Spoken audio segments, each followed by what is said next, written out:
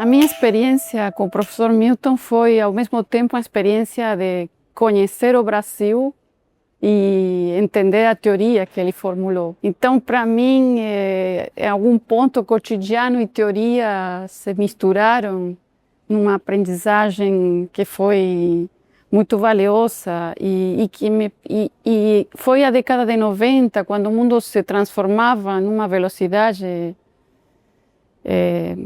antes não vista. Então, essa escolha dos temas, a possibilidade de ir escolhendo temas para pesquisa, primeiro para o meu doutorado, depois para a pesquisa que eu participei na equipe dele, foram momentos assim muito interessantes de entendimento, ao mesmo tempo, como falei, do Brasil, da América Latina e da própria teoria. Então, eu poderia dizer que, assim, embora a gente sempre tinha a consciência de quem era ele, ao mesmo tempo, os diálogos eram bastante horizontais, né? Isso era formidável, porque a gente tinha a possibilidade de falar e de perguntar coisas e ir crescendo nesse sentido. Nunca foi um professor que exercesse uma autoridade assim.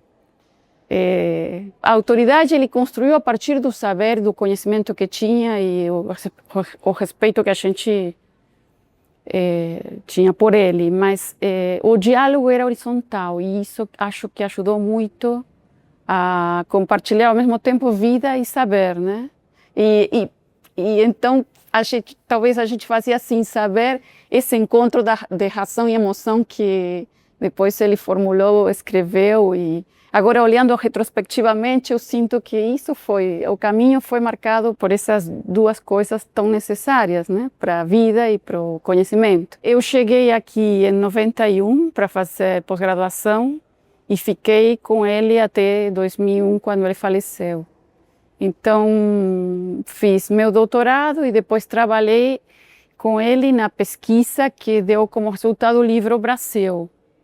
Então foi extraordinário, porque o grande desejo dele era entregar a palavra ao território para explicar o Brasil. E isso significou que a gente tivesse que pensar uma operacionalização de toda essa teoria formulada por ele, sobretudo no livro A Natureza do Espaço. E pensasse o Brasil a partir daí, o que para mim foi um desafio enorme, porque sendo estrangeira e tendo feito uma tese sobre a Argentina, foi um novo início. E foi muito rico, porque éramos uma equipe grande, na qual houve isso foi, claro, foi ideia dele, cada um tinha seu projeto individual, de mestrado, doutorado, que tinha a singularidade e ao mesmo tempo dialogava com o projeto geral e as coisas não se confundiam, se complementavam. Isso fluía naturalmente, mas na verdade isso era o produto de uma grande estratégia acadêmica, intelectual, que ele pensou, né? Então, eu acho que isso foi muito interessante, porque a gente na equipe se tornou amigos e tínhamos uma relação, como eu falei, muito humana com ele, né? Muito humana.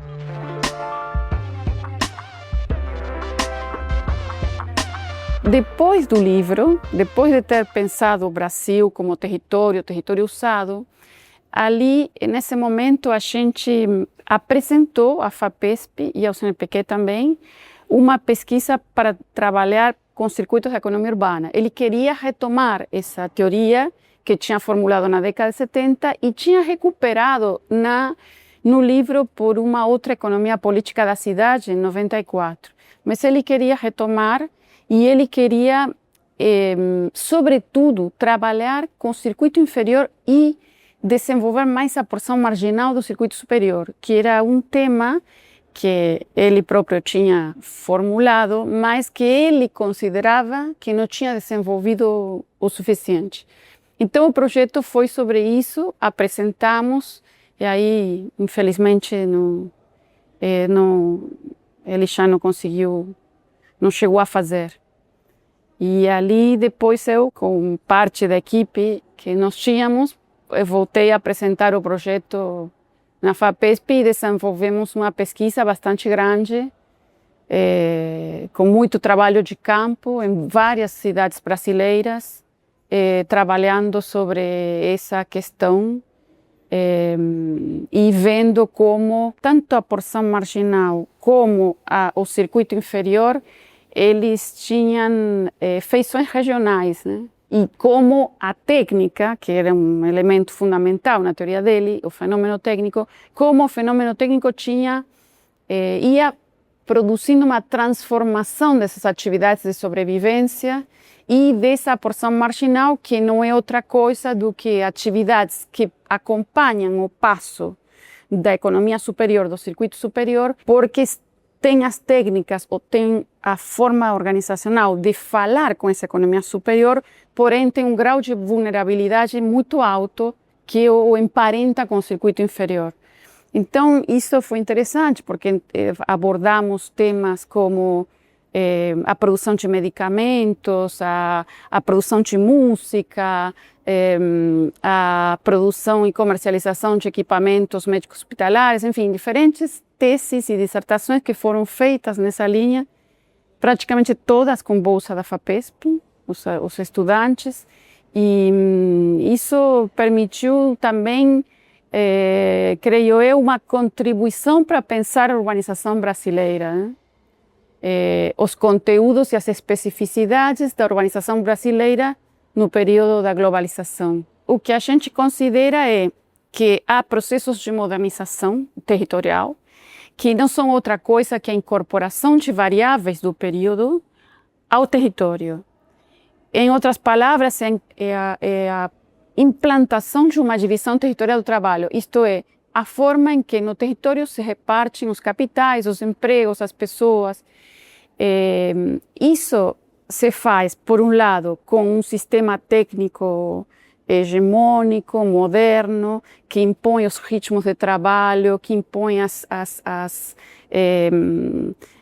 diríamos, as exigências de produtividade, de lucro, e toda uma economia que vem a reboque. E a grande proposta da teoria dos circuitos é considerar que os dois circuitos são vasos comunicantes. Não é que há uma economia atrasada, que não tem nada a ver com a economia moderna. Não, o circuito inferior é visto como um processo de adaptação permanente às transformações da economia superior, né? Isso foi revolucionário no momento da década de 70. Por quê? Porque era um debate onde o que se trabalhava sobretudo era o setor informal, bom, isto continua hoje, o setor informal, a pobreza, como se fosse alguma coisa residual, né? Como se fosse uma coisa absolutamente marginal, que não faz parte do mecanismo de produção da economia urbana. Então, isso foi interessante, porque a partir dessas pesquisas o que a gente via era, por exemplo, bom, um distribuidor de medicamentos que participa da lógica econômica de um grande laboratório farmacêutico, né? Que foi, por exemplo, a pesquisa do Edson Bicudo Júnior, que foi bolsista da FAPESP. E assim íamos vendo as atividades por ramos e por lugares, como elas se inseriam de uma forma mais ou menos subalterna dessa economia superior, né? Então, sempre é visto tudo como um único sistema urbano, onde há agentes que têm graus diferentes de tecnologia, de organização e de capital.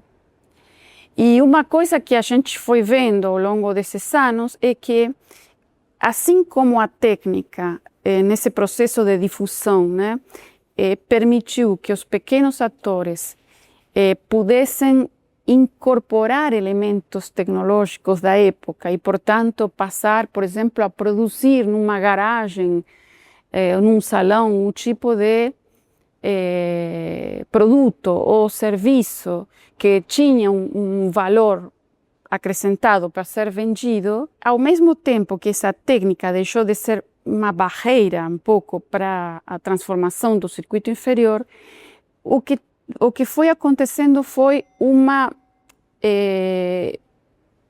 um processo pelo qual a organização, as formas de organização, se tornaram um pouco um crivo entre os dois circuitos, né? Sendo um pouco mais complicado para o circuito inferior acompanhar essas formas de organização. Por exemplo, para organizar a circulação das mercadorias, por exemplo, para cumprir normas, sejam de saúde ou de segurança, enfim. Isso foi fazendo um pouco uma certa desvalorização do trabalho dos agentes menos capitalizados, né? Isso a gente vê até hoje, né?